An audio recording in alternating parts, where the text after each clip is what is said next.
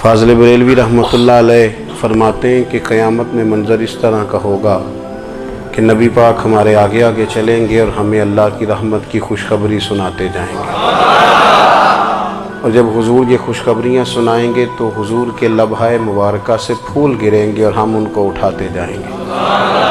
फरमाते हैं ख़ुद तो वो थोड़ी देर के लिए रोएंगे अल्लाह की बारगाह में कि या अल्लाह इन्हें माफ़ कर दे, खुद रोएंगे लेकिन हमें हंसा देंगे। पेश हक मुजदा शफात का सुनाते जाएंगे, आप रोते जाएंगे पर हमको हंसाते जाएंगे। और बाग़ जन्नत में मुहम्मद सल्लल्लाहु ताला अलैहि वसल्लम, बाग़ जन्नत में मुहम्मद मुस्कुराते जाएंगे, फूल रहमत के गिरेंगे हम उठाते जाएंगे। हश्र तक डालेंगे हम पैदाइश मौला की धूम और मिस्ल फारिस नजद के किले गिराते जाएंगे। और क्या ज़ौक़ बयान किया, फरमाने लगे खाक हो जाएं अदुव जल कर मगर हम तो रज़ा, दम में जब तक दम है ज़िक्र उनका सुनाते जाएं। जब तक सांसों की डोरी चल रही है, दम में जब तक दम है ज़िक्र उनका सुनाते जाएंगे। अल्लाह तबारक व तआला ने ना हमारे महबूब करीम अलैहिस्सलाम को दुनिया में भेजा तो फरमाया या अय्युहन्नासु क़द जाअकुम बुरहानुम मिर रब्बिकुम, ऐ लोगो तुम्हारे पास तुम्हारे रब की दलील आ गई है। अल्लाह तबारक व तआला ने महबूब पाक अलैहिस्सलाम को सिरापा दलील बना के भेजा। बाकी अंबिया किराम अलैहिमुस्सलाम के पास भी अपनी नबुव्वत के दलाइल के तौर पर बेशुमार मोजज़ात थे और हुजूर करीम अलैहिस्सलाम के तो पूरे वजूद को ही अल्लाह ने मोजज़ा बनाया है। और नबी पाक सल्लल्लाहु ताला अलैहि वसल्लम की नबुव्वत की दलीलें, हुजूर के रिसालत के मुस्तहकम दलाइल जगह जगह आपको मिलेंगे।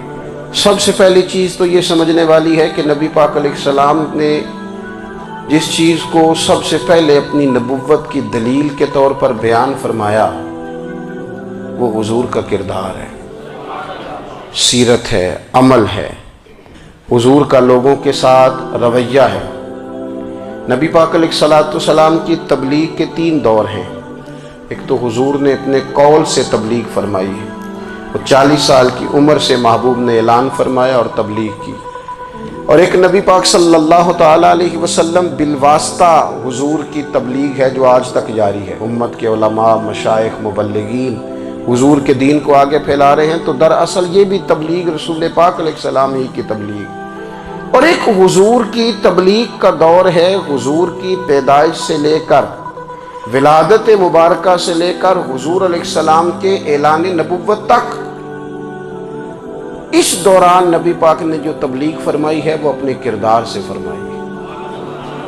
अरब का वो मुआशरा जो बड़ा मैला कुचैला गदला हो चुका था, जिसके अंदर सरासर मादा परस्ती का जोर था, जिसके अंदर लोग इंसानों की खरीदो फरोख्त करते थे, जिसके अंदर बेटियों को जिंदा दफन कर देते थे, जिसके अंदर जो आदमी जितना ज़्यादा मजबूत होता था उतना ज़्यादा लुटेरा बन जाता था, उस मुआशरे के अंदर रसूल करीम अलैहिस्सलाम ने 40 साल गुजारे। और इस तरह गुजारे कि जो बेगाने भी थे वो भी कहा करते थे ये सादिक हैं, ये अमीन हैं। और जब हुजूर ने ऐलान नबुव्वत किया तो फरमाया, ये कुरान मजीद के लफ्ज़ है, फरमाया फ़क़द लबिस्तु फ़ीकुम उमरम मिन क़ब्लिही अफ़ला ताक़िलून, मैं तुम्हारे बीच उम्र का एक हिस्सा गुजार चुका हूं, तुम्हें अकल नहीं है, शऊर नहीं है। नबी करीम अलैहिस्सलाम ने अपने किरदार को, अपने अमल को अपनी नबुव्वत की दलील के तौर पर बयान फरमाया। वो तो हज़रत हलीमा भी फरमाती हैं ना, जब मैं नबी करीम अलैहिस्सलाम को अपने घर ले गई तो मेरा अपना बच्चा भी दूध पीता था, 2 मेरे बेटे हो गए, एक मेरी ये नस्बी औलाद और हुजूर मेरी रज़ाई औलाद। तो कहती हैं जब मैं करीम महबूब अलैहिस्सलाम को अपने सीने से लगाती थी तो हुजूर मेरे एक पिस्तान से दूध पीते थे और दूसरा अपने भाई के लिए छोड़ दिया करते थे। यहाँ से रसूल करीम अलैहिस्सलाम ने किरदार के ज़रिए तबलीग और फिर ऐलान नबुव्वत से पहले एक तंजीम अरब के जवानों पर, अरब के सरदारों पर मुश्तमिल बनाई गई, जिसमें नबी करीम अलैहिस्सलाम ने बड़ा हिस्सा लिया सरकार ने। और बड़े अहम लोगों को शऊर हुजूर ने अता फरमाए। वो उस जमात का फैसला था कि हम सारे जवान, सारे बड़े लोग मिलेंगे। ये हुजूर के ऐलान नबुव्वत से पहले की बात है। हम बड़े लोग मिलेंगे, किसी बड़े को किसी छोटे पर जुल्म नहीं करने देंगे, किसी आदमी को किसी गरीब का हक नहीं खाने देंगे।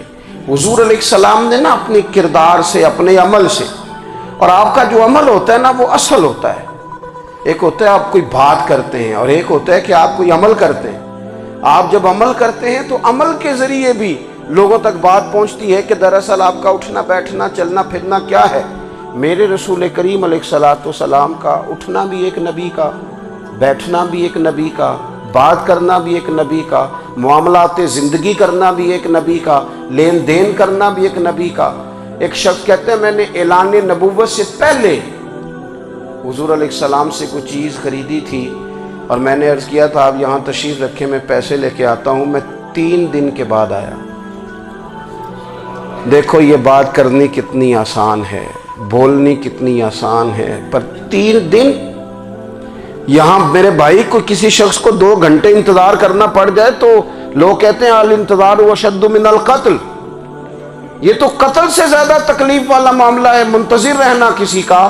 कहते 3 दिन के बाद में आया तो मेरे रसूल करीम वहीं तशरीफ़ फरमाया। बस इतना फरमाया यार तुमने मुझे बड़ी तकलीफ़ में डाल दिया, 3 दिन हो गए यहाँ रुके हुए। तो हुजूर ने अपने किरदार को, अपने अमल को, अपने मामलात को सबसे पहले अपनी नबुव्वत की दलील के तौर पर पेश किया। किसी ने क्या खूब कहा था कि जो तेरी जान के दुश्मन हैं वो भी कहते हैं, वो जो तेरी जान के दुश्मन है, बज़ाहिर तो आए हैं ना हिजरत की रात जान लेने, लेकिन अमानतें हुजूर के घर में रखी हुई हैं, अमानतें काशाना नूर पे पड़ी हैं। वो जो तेरी जान के दुश्मन है वो भी कहते हैं कि अमीन तू है और सदाकत की आबरू तू है। अमीन भी तू है, सदाकत की आबरू तू है। तो पहले किरदार। फिर दूसरी बात, अल्लाह ताला ने अपने महबूब अलैहिस्सलाम को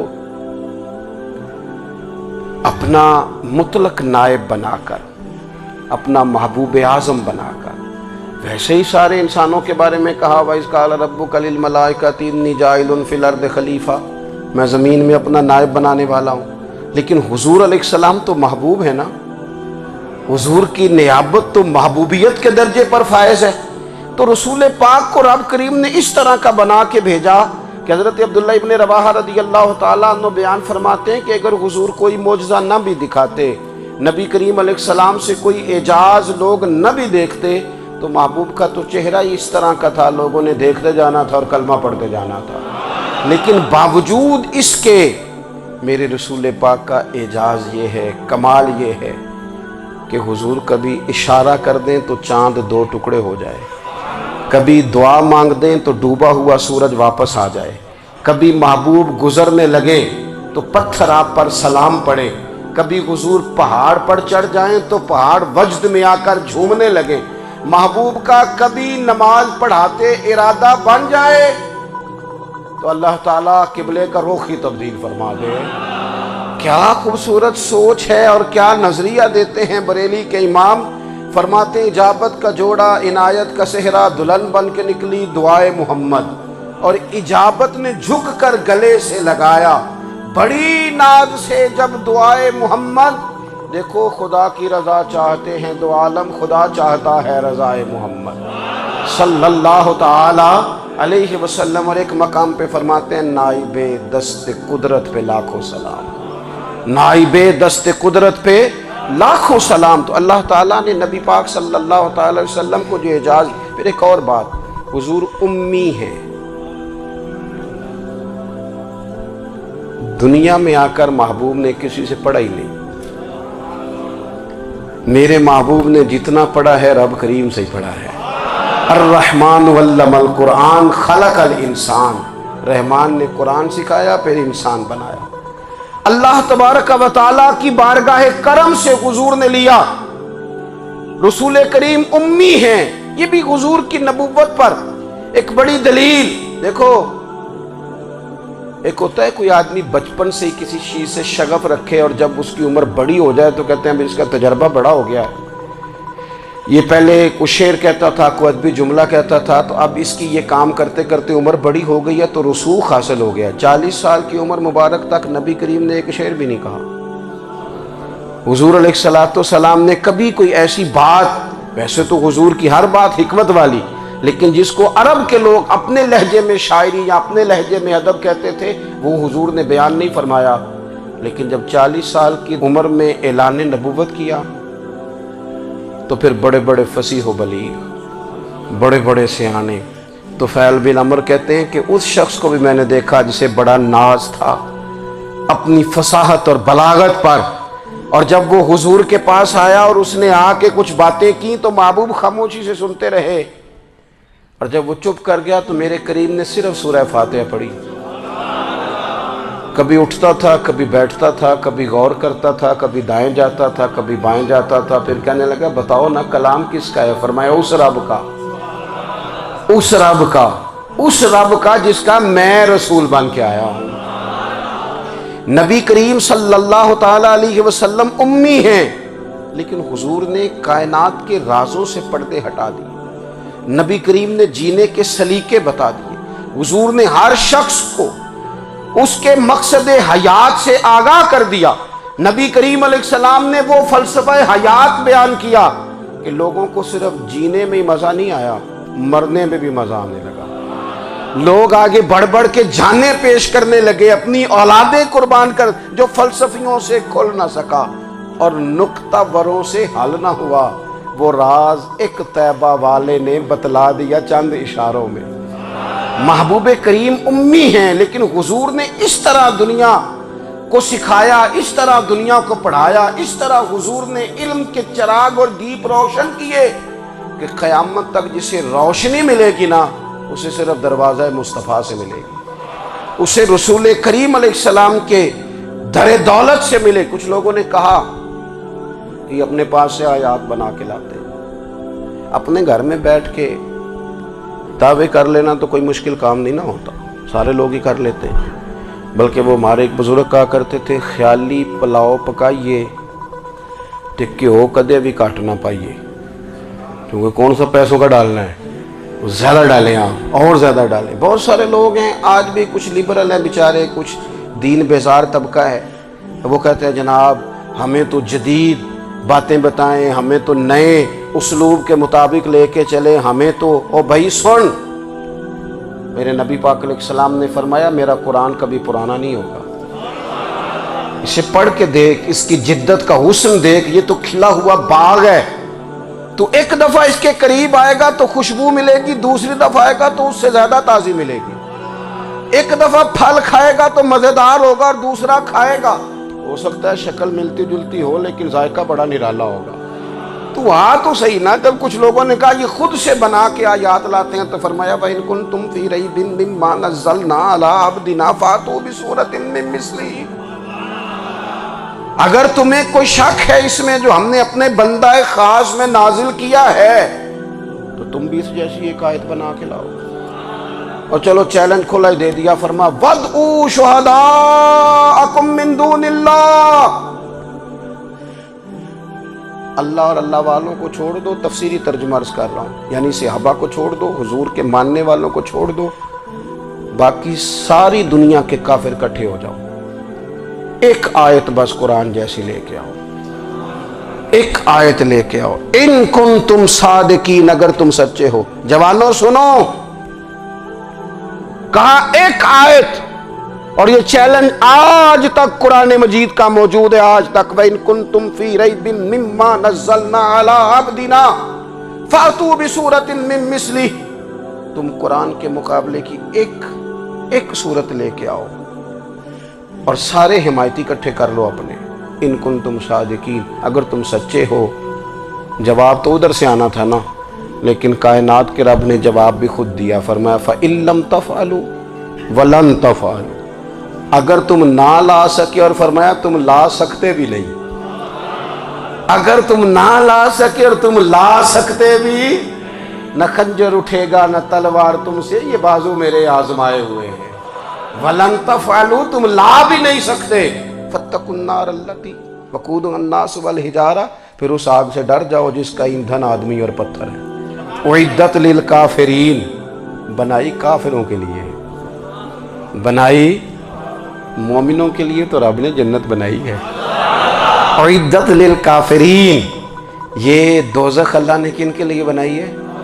اعدت للکافرین کہتا ہے کافر کے لیے بنایا۔ تو اللہ تبارک و تعالیٰ نے میرے رسول پاک صلی اللہ تعالیٰ علیہ وسلم کو وہ کتاب عطا فرمائی، اور پھر حضور کی فصاحت و بلاغت، معرفت۔ دیکھو ایک ہوتا ہے گھنٹوں باتیں کرنا، ایک ہوتا ہے کئی والیوم پر مشتمل، کئی جلدوں پر مشتمل کتب کا لکھنا، اور ایک ہوتا ہے کسی بندے کا ایک بات کرنا اور سامنے والے کی طبیعت کو اتنا جگا دینا کہ اگلی بات فوراً ہی اس کی سمجھ میں آ جائے۔ اور حضور نہ کسی کی انا کو نہیں جگاتے تھے۔ ہم بعض اوقات کسی سے خطاب کرتے ہیں، بات کرتے ہیں تو سامنے والے کی انا کو جگا دیتے ہیں، ٹھیس پہنچاتے ہیں، وہ کہتا ہے چل پھر تگڑا ہو جا میں بھی آیا۔ حضور انا نہیں جگاتے تھے، میرے نبی پاک ضمیر جگاتے تھے تاکہ وہ شخص فیض حاصل کر سکے، اسے کچھ ملے۔ نبی کریم کا جو انداز تکلم ہے وہ اس طرح کا ہوتا تھا کہ انسان خود بخود کھل اٹھتا تھا کہ مطلب یہ بات ہونے کیا لگی ہے، مطلب حضور کیا فرمانے لگے۔ نبی کریم صلی اللہ تعالی علیہ وسلم ایک دن محبوب کریم نے صحابہ کے پیچھے حضور کی فصاحت و بلاغت دیکھے، فرمایا محبوب نے کتنا نادان ہے وہ شخص جو اپنے ماں باپ کو گالی دے۔ کھلی ہو گئی لوگوں کی آنکھیں، کان کھڑے ہو گئے کہ یا رسول اللہ کون ایسا بدبخت ہے جو ماں باپ کو گالی دے گا۔ اب جب سوالات ذہنی سطح پر پوری طور پر ابھر گئے نا، تو اب رسول کریم نے بات سمجھائی۔ یہ ہے فصاحت و بلاغت، تیرے آگے ہیں یوں دبے لچے فصحاء عرب کے بڑے بڑے، کوئی جان منہ میں زبان نہیں بلکہ جسم میں جان نہیں۔ یا رسول اللہ کون ایسا نالائق ہے جو ماں باپ کو گالی دے؟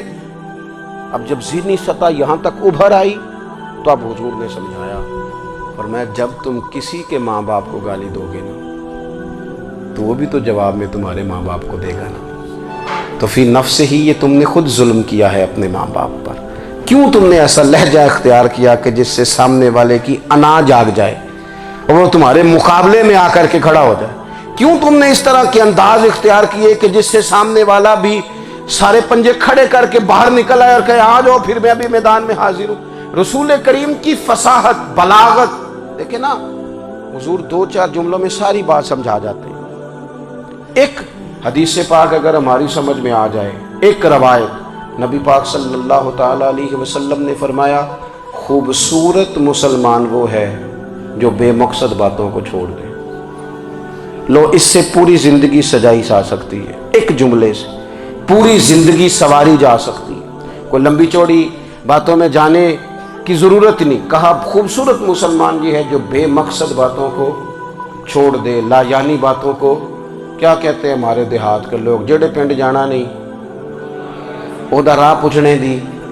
لیکن آج کل لوگ باز آندے یعنی جس بات کا بالکل تعلق نہیں نا وہ بات بھی کرتے جاتے ہیں، جس کا شعبہ ہی نہیں وہ بھی چھلانگ لگا کے اس میں آ جاتا ہے۔ ہم اپنا وقت ضائع کرتے ہیں، اپنی صلاحیتیں ضائع کرتے ہیں، اپنا نقصان کرتے ہیں۔ ہم اپنا کام صحیح کر کے نہیں کرتے اور دوسری ساری دنیا کو ٹھیک کرنا چاہتے ہیں۔ او بھائی آپ جس جگہ جس شعبے سے تعلق رکھتے ہیں آپ اپنے معاملات میں مضبوطی پیدا کریں۔ حضور نے اپنی فصاحت کے ساتھ بلاغت کے ساتھ لوگوں کو قائل کیا، اور قرآن مجید کی تاثیر کا یہ اثر میرے کریم رسول نے دکھایا کہ رات کو جب حضور بیٹھ کے قرآن پاک پڑھتے تھے نا، جب یاسین والے نبی خود یاسین کی تلاوت کریں، جب طٰہٰ والے محبوب خود طٰہٰ کی تلاوت کریں، غور کرو نا، جب مدثر والے محبوب خود ان جملوں کو ادا کریں، یعنی جن کے بارے میں آیت آئی ہے جب وہی یہ آیت پڑھیں کہ انا اعطیناک الکوثر، یعنی جن کا ذکر ہو رہا ہے جب وہ یہ بات کریں کہ یا ایھا النبی انا ارسلناک شاہدا ومبشرا ونذیرا لتؤمنوا باللہ ورسولہ وتعزروہ وتوقروہ وتسبحوہ بکرۃ واصیلا، جن کے بارے میں آیت آئی ہے جب وہ یہ کہہ رہے ہوں کہ ورفعنا لک ذکرک، جب وہ کہہ رہے ہوں والضحیٰ واللیل اذا سجا. ذرا اس کیفیت کو دیکھیں جب محبوب خود پڑھ رہے ہوں، اور جو حضور پر آئی ہیں اس کا ذائقہ، اس کا لطف، اس کا انداز بھلا کیا ہوگا. حضور جب رات کو پڑھتے تھے نا قرآن پاک، تو جو پکے کافر تھے نا، ابو جہل جیسے لوگ، وہ بھی جھاڑیوں میں چھپ چھپ کے مدینے والے کی تلاوت سنا کرتے تھے، حضور کی تلاوت سنا کرتے تھے. یہی بہتر ہے کہ پردوں میں وہ پردہ پوش رہے، وہ اگر پردے ہٹا دے تو کسے ہوش رہے. رسول کریم علیہ السلام کی تلاوت کا سننا، قریب جانا، یہ اعجاز ہے. حضرت فاروق اعظم کہتے ہیں میں طبیعت کا بڑا ڈاڈا تھا، مزاج کا بڑا سخت تھا، زندگی ہمیشہ ڈٹ کر گزاری، باتوں پر کھڑا رہنا آتا تھا، پر جب میری بہن نے مجھے چند آیتیں سنائی نا تو میں تڑپ ہی گیا. گھروں آیا سا مار مقامنے نو، ہن مینو مار دے لے چلو. اوے متے عمر دی عمر برباد ہو جائے، جتھے عمر سوار دے لے چلو. یہ اعجاز ہے رسول کریم صلی اللہ تعالی علیہ وسلم پر نازل ہونے والی کتاب کا. پھر حضور نے خبریں دی، نبی پاک نے خبریں دی. حضور نے فرمایا روم فتح ہوگا، وہ ہوا. نبی کریم علیہ السلام نے فرمایا شام فتح ہوگا، تو شام فتح ہوا. فرمایا ایران فتح ہوگا، تو ایران فتح ہوا. سراقہ بن مالک کہتے ہیں ایک گاؤں پر بھی مسلمانوں کی حکومت نہیں تھی. ایک گاؤں پر حضور مکہ مکرمہ سے نکل رہے تھے، مدینہ طیبہ تشریف لے جا رہے تھے. ابھی راستے میں تھے، میں 100 سرخ اونٹوں کے لالچ میں معاذ اللہ حضور کو گرفتار کرنے پہنچ گیا. محبوب نے حکم دیا، حضور کا معجزہ میں نے آنکھوں سے دیکھا، میرا گھوڑا زمین میں دھستا چلا گیا. میں نے معافی مانگی، حضور نے معاف کر دیا. میں نے سمجھا اچانک ہو گیا ہے. یہ منوانا بھی بڑا مشکل کام ہے. شجر و حجر پہچان گئے، انسان کی نظروں میں شاکی رہا. یہ کچھ ایسے لوگ ہیں جن کو منوانا توبہ توبہ، ماننے کو تیار نہیں، دیکھ دیکھ کے بھی ماننے کو تیار ہے نہیں، ماننے کو تیار ہی نہیں. کہتے ہیں کہ میں نے پھر چاہا آگے بڑھنا، تو پھر زمین کے اندر میرے گھوڑے کے پیر دھنسنے لگے. پھر معافی مانگی.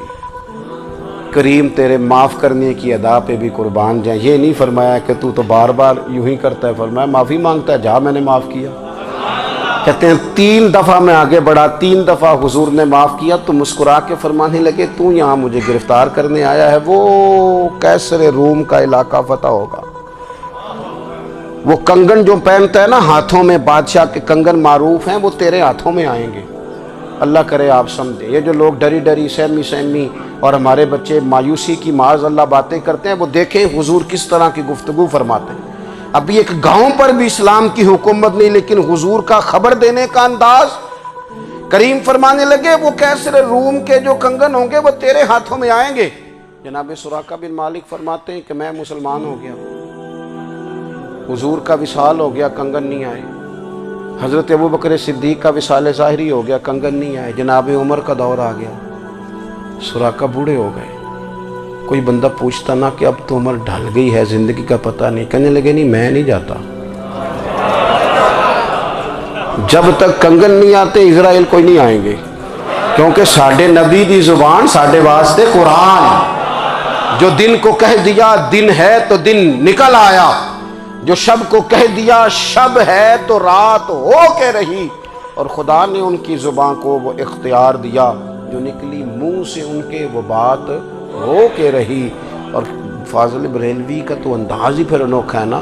وہ تو کہتے ہیں وہ زبان جس کو سب کن کی کنجی کہیں، جس کو سب کن کی کنجی کہیں، اس کی نافذ حکومت پہ لاکھوں سلام.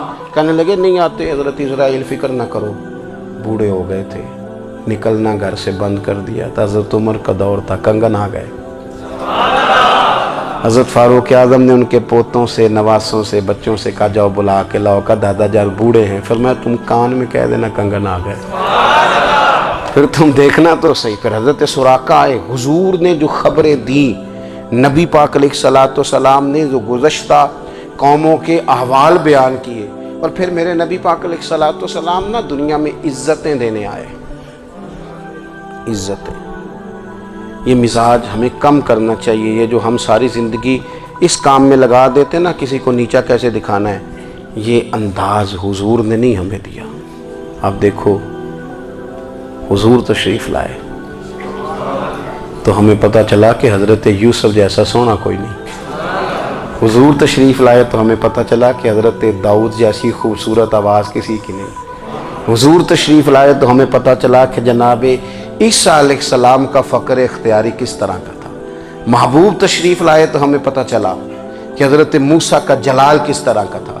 یہ تو حضور آئے تو نبی پاک علیہ السلام نے اس کی بھی عظمت بیان کی، اس کی بھی شان بیان کی۔ حضور نے بتایا کہ ابو بکر صدیق کی شان کیا ہے، فاروق اعظم کا مرتبہ کیا ہے، عثمان غنی کی حیا کیا ہے، مولا علی کی شجاعت کیا ہے، اہل بیت نبوت کی عظمت کیا ہے۔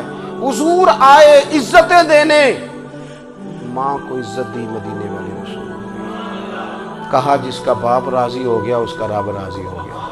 فرمایا جو 2 بیٹیاں 3 بیٹیاں 4 بیٹی بہنیں یا 1 بیٹی یا بہن بیاہ کے آ گیا نا، اس طرح میری 2 انگلیاں جڑی ہوئی ہیں، میرے ساتھ جڑ کے جنت میں جائے گا۔ رسول کریم صلی اللہ تعالی وسلم نے عزت دی، عزت دی۔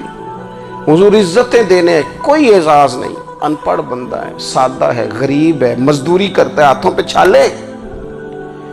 یا رسول اللہ اس کا بھی کوئی اعزاز ہے؟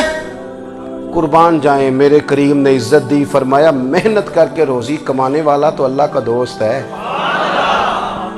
یہ اینٹیں اٹھانے والا، یہ مشقتیں کرنے والا، یہ صبح دیہڑی پہ جانے والا، یہ بیچارہ جو اچار سے روٹی کھاتا ہے، تو نے ہر شخص کی قسمت میں یہ عزت لکھی اور آخری خطبے کی صورت میں وصیت لکھی۔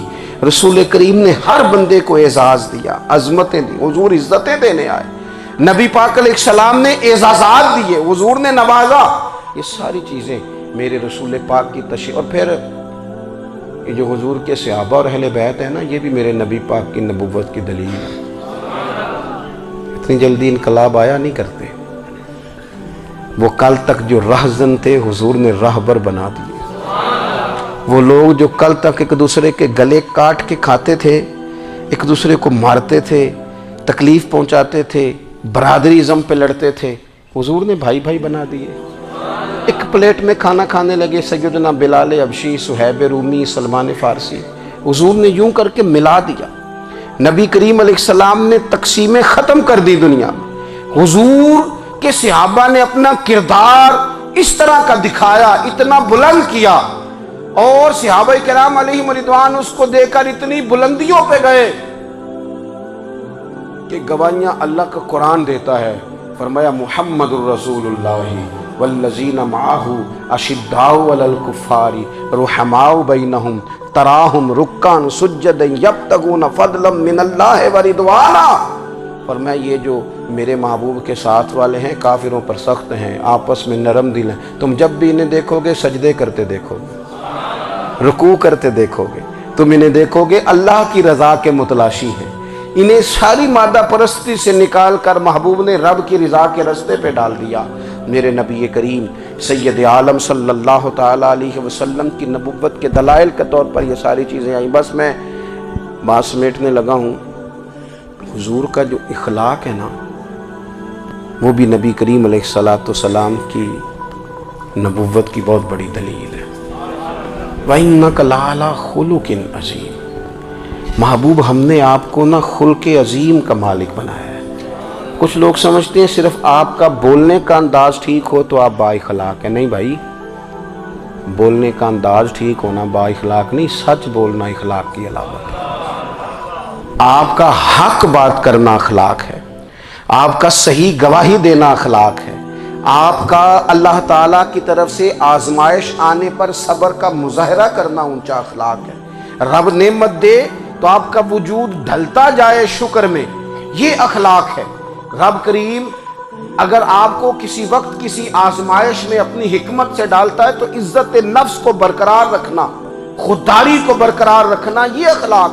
نبی پاک نے اعلیٰ ترین اخلاق کی بات بتائی، اعلیٰ ترین۔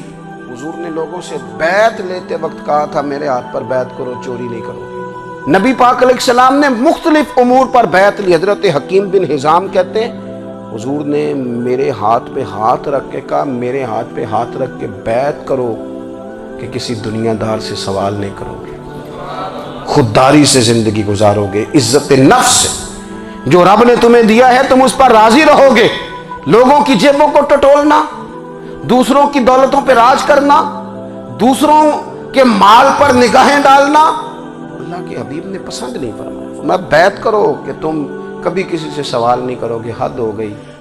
نبھانے والوں نے پھر اس عہد کو نبھایا اور کمال کر دی۔ حضرت حکیم بن حزام گھوڑے پہ بیٹھے تھے، ہاتھ میں درہ تھا، وہ زمین پہ گر گیا، قریب غلام کھڑا تھا، حضرت حکیم بن حزام خود گھوڑے سے اترے، درہ اٹھایا، دوبارہ گھوڑے پہ بیٹھے، غلام عرض کرنے لگا حضور مجھے بتا دیتے میں اٹھا کے دے دیتا۔ آنکھیں چمک اٹھیں، فرمانے لگے کیسے بتا دیتا، اپنے رسول سے وعدہ کیا ہے کبھی کسی سے سوال نہیں کروں گا، کبھی سوال نہیں کروں گا۔ اللہ کے محبوب نے ہمیں اعلیٰ اخلاقی قدروں کی بات ہمیں سکھائی ہے۔ ہم دیکھتے ہیں کہ بڑی جلدی 2 4 5 لوگوں کے غصہ دلانے پر ہم ساری اخلاقی حدوں کو کراس کر جاتے ہیں۔ دوستو ہمارا ایک ویژن ہونا چاہیے، ہمارے ذاتی رویے بڑے معتبر ہونے چاہیے، لین دین کے معاملات کے اندر مسلمانوں کو بڑا صاف ستھرا ہونا چاہیے۔ ہمیں اپنی معاشی زندگی میں روزمرہ کے معاملات میں ہماری توجہات کا مرکز صرف اللہ رسول کی ذات ہونی چاہیے۔ رب کریم نے اپنی حکمت سے کسی کو کتنا دیا ہے یہ اس کی حکمت کے تقاضے ہیں، ہمیں اس نے جس رنگ میں جس حال میں رکھا ہے ہمیں اپنے رب کی رضا پر بہت زیادہ مطمئن ہونا چاہیے۔ اچھا پھر ایک اور بات، جن چیزوں کو ہم نے دکھ بنایا ہے نا یہ تو وہاں دکھ تھا ہی نہیں، مہینہ مہینہ چولہا نہیں جلا، لیکن کسی جگہ اظہار غربت ہے حضور کی اولاد پاک کا یا صحاب کا یا ازواج کا، مہینہ مہینہ چولہا نہیں جلا، لیکن یہ اخلاق عالیہ کا حسن دیکھو، اپنے گھر مہینہ مہینہ چولہا نہیں جلا، جو مانگنے آیا اسے جھولی بھر کے عطا فرمایا، کوئی دروازے سے خالی نہیں گیا۔ عزیز بھائی اگر زندگی میں اخلاقی قدریں ہم اپنا لیں اور ہم تھوڑا تھوڑا کر کے اپنے آپ کو تبدیل کریں، ساری زندگی توجہ رہی کہ فلاں کیا کر رہا ہے فلاں کیا کر رہا ہے، تھوڑا سا گردن کو جھکا کے اپنے اوپر توجہ ڈالیں، اپنے آپ کو وقت دیں، حضور کے اخلاق عالیہ کی روشنی میں، تعلیمات حسنہ کی روشنی میں ہم اپنے کردار و عمل پر تھوڑی توجہ دیں۔ اس وقت بہت بڑی تعداد میں امت مسلمہ ہے، اور ایسا نہیں ہے کہ دولت نہیں ہے، دولت سے بھی سرشار ہیں، ہمارے ہاں بڑے بڑے انجینئر ہیں، بڑے بڑے ڈاکٹر ہیں، لیکچرار ہیں، ہمارے پاس بڑے بڑے ہاسپٹل ہیں، بڑا کچھ ہے، لیکن کردار و عمل کے بادشاہ، اپنی زندگی تقوی کی روشنی میں گزارنے والے ان لوگوں کی تعداد کم ہے۔ اگر کوئی آج بھی سارے کام نیک کرے لیکن جائیداد میں سے بیٹی کا حق رکھ جائے تو پھر اس نے کیا میلاد منایا؟ اگر آج بھی جو 2 4 لوگ بیچارے اس کے زیر دست ہیں، ملازمین ہیں، ان کے ساتھ اس کا رویہ انتہائی سخت ہو تو اس نے کیا میلاد منایا؟ اگر آج بھی وہ برادری ازم کی بنیاد پر دوستیاں کرے اور چھوٹے بڑے کی وہ تقسیم رکھے، جسے حضور نے فرمایا کہ قبیلے تو تعارف کے لیے، ورنہ کسی عربی کو اجمی پر، گورے کو کالے پر کوئی فضیلت نہیں، اگر کوئی آج بھی اس برادری ازم کا قائل ہے پھر اس نے کیا میلاد منایا؟ اگر کوئی شخص آج بھی اپنے آپ کو مادہ پرستی میں پوری طرح دھکیل چکا ہے اور رضا الہی کا مسافر نہیں بنا تو اس نے کیا میلاد منایا؟ اپنی طبیعتوں میں روحانی تبدیلی اور وہ خاص افکار جو حضور اپنے غلاموں میں پیدا فرماتے ہیں، ان افکار کو پیدا کرنا، سوچوں کو بدلنا، سوچوں کو، نظریات کو بدلنا، اپنے روزمرہ کے معاملات کا جائزہ لینا کہ ہم کس طرح آگے بڑھ سکتے ہیں اور کس طرح ہم ایک بہترین امتی اور ایک بہترین مسلمان بن سکتے ہیں، اس پر توجہ دینا یہ میلاد ہمیں سبق دیتا ہے۔ اللہ تعالیٰ مجھے اور آپ کو عمل کی توفیق عطا فرمائے۔ آخر دعوایا ان الحمدللہ۔